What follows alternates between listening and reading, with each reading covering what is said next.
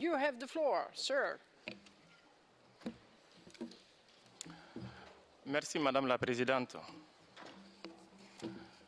Je suis très heureux de parler en tant que petit producteur et en tant qu'Africain, à la place des Africains.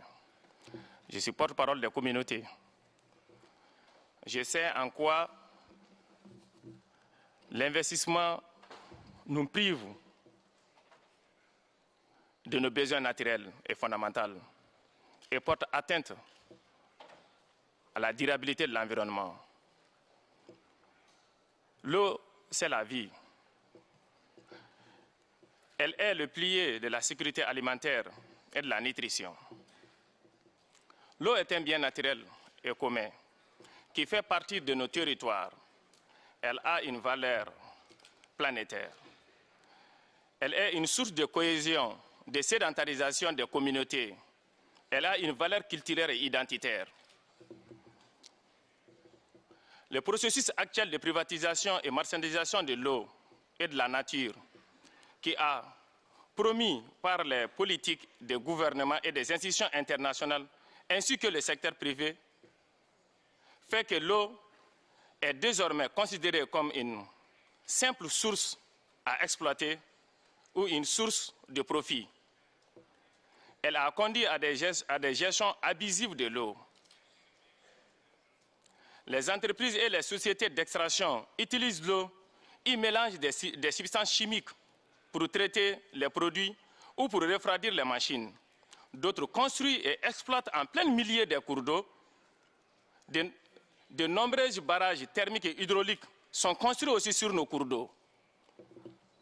Le cycle de l'eau est gravement atteint. À ce qui est le facteur même du changement climatique. L'eau est de plus en plus contrôlée par des grandes sociétés, des groupes armés. Elle devient une source de pouvoir, ce qui est un danger pour la sécurité alimentaire. La privatisation de l'eau et la mainmise sur l'eau par des entreprises, des élites et des pouvoirs dictatoriaux, des pouvoirs des groupes armés, ont fortement contribué à la pauvreté.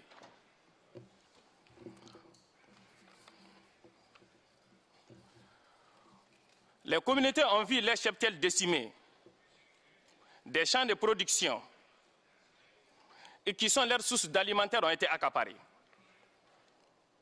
L'eau d'irrigation des barrages est vendue plus cher aux petits producteurs en comparaison aux entreprises et aux multinationales. Face à tous ces phénomènes, nous sommes contraints à l'exode rural et à l'immigration. Des villages entiers disparaissent et des communautés perdent leur identité culturelle, sans compter les malades et les morts. Les sociétés et les communautés organisent leurs activités de production d'aliments pour satisfaire leurs besoins domestiques et de consommation et en se basant sur le cycle naturel de l'eau. Ils ont développé au cours des années et des siècles des connaissances et des savoir-faire pour la protection et la gestion communautaire de l'eau, qui assurent un usage soutenable, durable et qui respecte le cycle naturel de l'eau. La 42e session ouvre un débat sur l'eau. Et j'invite, sur tous les points de négociation, que nous sommes l'espoir de ces millions de pauvres qui sont affectés par le manque d'eau.